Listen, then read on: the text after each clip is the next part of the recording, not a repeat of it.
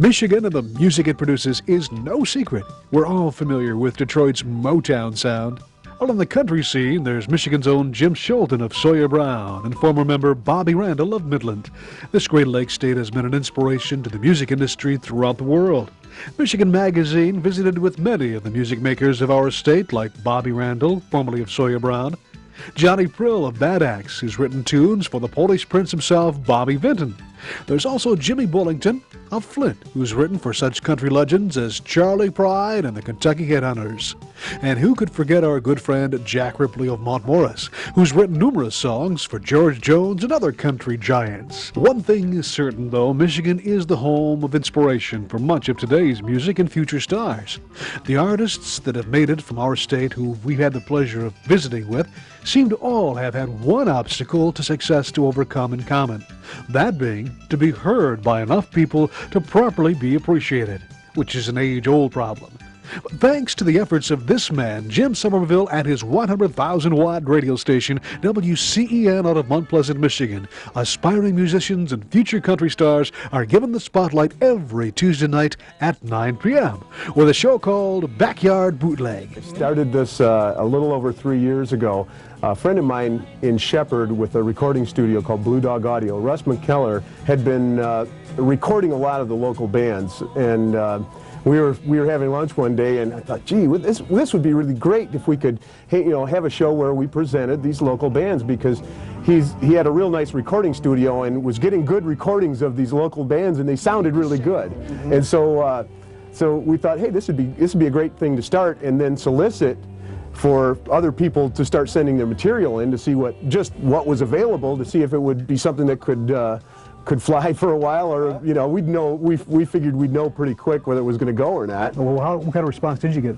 Well, and right off the bat, we got a really good response, and we found that there were all the musicians that knew they were going to be played, and there was a lot of people even that just knew the people in the bands. We kept hearing from all these people that said they recorded every single show.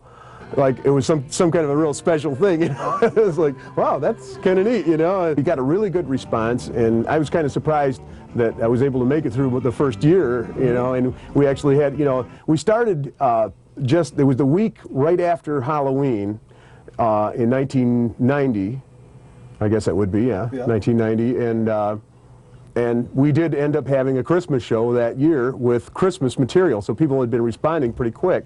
It wasn't a lot, but there was probably 3 or 4 things that were just strictly Christmas music that people had sent in by that time, and one duo that had sent in an entire album of Christmas music. My goodness. And that was, a real ambitious couple of guys. Does it surprise you about some of the talent we do have in Michigan? I had no idea that there was so great an amount of these people, I mean, just an example, Tina just came right out of the work.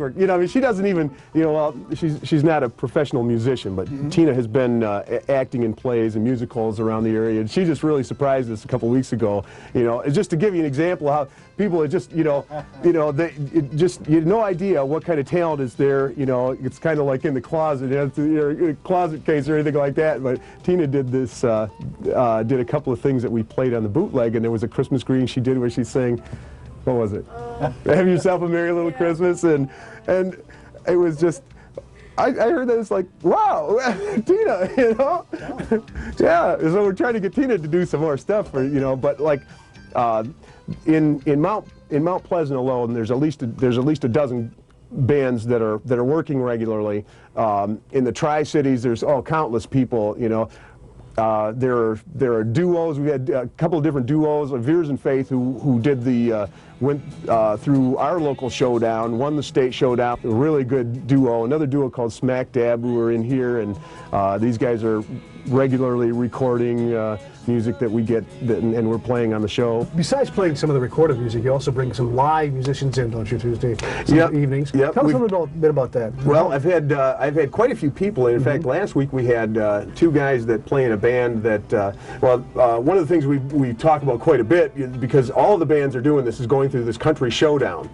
And we've run local competitions with this radio station, and the winner advances to a state competition. competition that happens at the Saginaw Fair every summer, and then to the regional, which is about 6 or 7 states, then on to the national. These guys that were in last week had gone through this, and they were all the way at the national point. These guys will be competing in Branson, Missouri. After what is really incredible is these guys have been together for about 90 days, they said. And it was just a really talented bunch of people, and some studio musicians from different parts of the state. They just all managed to get together somehow. But that's one example. We get the bands that play in the clubs around here. A lot of different bands. There have been some tremendous groups, and sometimes they'll come in, bring acoustic guitars and sit and play acoustic, kind of like doing the MTV Unplugged thing, you know, here. Or we've even had bands come in with a drum set. We put a drum set over in this corner. You shut the door and you kind of set them on an angle, and it works out. It works out pretty good. You know, you can get a whole good-sized drum set right there.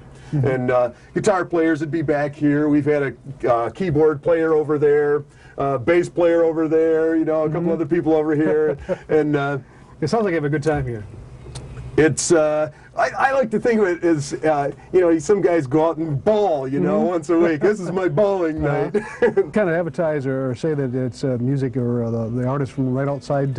You're right in your backyard. Right in our own backyard. You've got a fairly large backyard. Tell us a bit about the station, how large an area you cover here. Well, the FM is a 100,000 watt radio station, and the FM signal carries line of sight, so the higher you get your antenna, the farther your signal goes, and we've got a 1,000-foot tower. So it gets out pretty good. We get calls from anywhere from Flint and Davison, those areas, Schwartz Creek, up to Rose City, Mayo, Gaylord, Grayling. I was out on a remote one night, and Dwayne was back at the studio, and as I was going on to a break, he said, "Jim, there's something I just absolutely have to tell you," and he told me this on the air because this guy had just called him. He said, "There's a guy that's listening to us sitting at his house overlooking the Georgian Bay." Whoa. Now there's a signal. Now, I'll tell you what, there's a line of sight. Yeah, right. Well, you know, if you take the signal as kind of mainly is concentrated in this direction, so it probably skips out over Lake Huron, and you know, and it would get up. The Georgian Bay's what up here somewhere, you know. Right. That's great geography. I love that about Michigan. You know, here's the Upper Peninsula too. There you go. You got to include that too. Oh yeah. Yeah, sure. We got some people out there who are wondering. Well, they might be interested in maybe taking advantage of the situation you've got here. How or what is the criteria that you look for in accepting people to maybe appear with you, or give us a little bit of background on that. Well, unless I know somebody pretty good and pretty confident about, you know, their ability, I won't just take somebody in that I haven't heard. You know, normally, you know, what I tell everybody is send me your tapes. You know, and keep sending them. Send more, send more, send more. Because there's, you know, it's like the record companies in Nashville. They just say, you know, okay, you know, you send them your 3 best songs, and they say, keep sending us more, send us more, send us more, because they're figuring sooner or later there's going to be something good there, you know.